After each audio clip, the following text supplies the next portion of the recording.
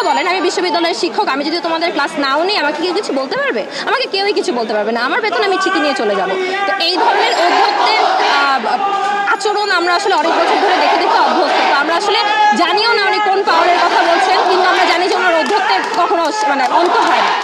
উনি যে ফান্ডের দোহাই দিয়ে গত 2 বছর ধরে আমাদের কোনো প্রকার অনুষ্ঠান হতে দিলেন না, যেখানে ডিন ম্যাম বলছেন যে এই ফান্ডগুলো বরাদ্দ, তাহলে এই টাকাগুলো কোথায় গেল?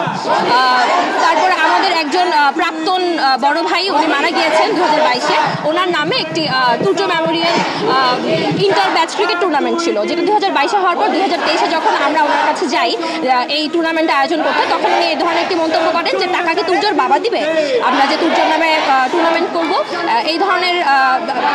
এছাড়াও হচ্ছে ক্লাসে বিভিন্ন সময় বিভিন্ন মেয়েদেরকে পা থেকে মাথা পর্যন্ত চেক আউট করা, সামনে এনে দাঁড়া করিয়ে বলা যে রাতের বেলা বাইরে থাকো, কি করো আল্লাহই জানে।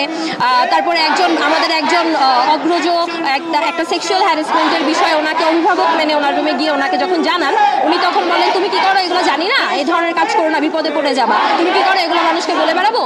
এই ধরনের একটা শিক্ষক যিনি আসলে নিজের স্টুডেন্টদেরকে সিকিউরিটি প্রদান করতে পারেন, এবং আন্দোলনের সময়ও তার অবস্থান খুবই স্কেচি ছিল। উনি হচ্ছেন যারা আন্দোলনে গিয়েছিল এদেরকে ডিসকারেজ করা, এদেরকে হুমকি ধামকি প্রদান করা যে তোমার মায়ের সাথে কথা বলবো কারণ তোমার মা সরকারি চাকরি করে, তোমার ডিসি কিছু করতে পারবে না কারণ ওর পরিবারের একজন এই ধরনের একটি পদে আর কি ওই সময় ছিলেন।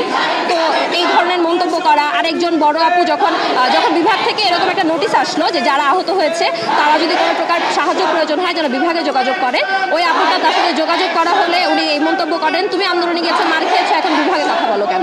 তো এই ধরনের অনেক মোটামুটি বিগত 4-5-6 বছরের একটা বৈষম্যের শিকার হওয়ার পরে এসে আমরা এখন আসলে সুযোগ পেয়েছি, সময় পেয়েছি তার বিরুদ্ধে কথা বলার। আর আসলে যখন আমাদের সহ্যের সীমা আসলে একদম ভেঙে গেছে, তখন আমরা আসলে সব ক্লাস থেকে অধিকাংশের মতামতের ভিত্তিতে, যেহেতু এখনো ক্লাস খোলেনি এবং অনেকেই ঢাকায় নেই, অধিকাংশের মতামতের ভিত্তিতে ভোটিং সিস্টেমের মাধ্যমে এই সিদ্ধান্ত উপনীত হই যে বিভাগের 266 জন শিক্ষার্থীর মধ্যে 210 জন শিক্ষার্থী তাকে আর চান না, 35 জন শিক্ষার্থী নিরপেক্ষ অবস্থানে আছে এবং শুধু 12 জন শিক্ষার্থী তার পক্ষে অবস্থান করছে। জানতে চাই সেটি হচ্ছে যে এর আগে আমরা জেনেছি ওনার স্ত্রী সরকারি কোনো একটা ভালো পদে আছে বা ছিল আগে গত সরকারের আমলে, তো এখন তখন সে পাওয়ারটা দেখিয়েছে, কিন্তু এখন আসলে সে আপনারা যখন পদত্যাগের কথা বলছেন তখন সে বলছে যে তোমরা যা ইচ্ছা করো, আমার যা ইচ্ছা আমি করবো। আসলে এই শক্তিটা সে কোথায় পাচ্ছে, আপনি কি মনে করেন? এটা নিয়ে আমরা আসলে নিজেরাও শিওর না যে এই ধরনের শক্তি বা এই ধরনের পাওয়ার দেখানোর মতো কথা উনি কোত্থেকে বলেন, কিন্তু আসলে আমরাও আসলে খুব অভ্যস্ত ওনার এই অধ্যত্বের শিকার। আমরা সেই ফার্স্ট ইয়ারের আমার যেটা মনে আছে, ফার্স্ট ইয়ারের ফার্স্ট ক্লাস উনি এসে 1 ঘন্টা দেরি করে উনি ক্লাসে এসে বলেন যে তোমাদের ক্লাস নেওয়া আমার প্রায়োরিটি লিস্টের অনেক নিচে, আমার আরও অনেক কাজ আছে জীবনে, এবং আসলে তোমাদের ক্লাস নেওয়াটা আমার প্রায়োরিটি লিস্টের অনেক নিচে 1 এবং 2 উনি এটাও বলেন আমি বিশ্ববিদ্যালয়ের শিক্ষক, আমি যদি তোমাদের ক্লাস নাও নিই আমাকে কেউ কিছু বলতে পারবে? আমাকে কেউই কিছু বলতে পারবে না, আমার বেতন আমি ঠিকই নিয়ে চলে যাব। তো এই ধরনের অধ্যক্ষের আচরণ আমরা আসলে অনেক বছর ধরে দেখে দেখে অভ্যস্ত। তো আমরা আসলে জানিও না উনি কোন পাওয়ারের কথা বলছেন, কিন্তু আমরা জানি যে ওনার অধ্যক্ষের কখনো অন্ত হয় না।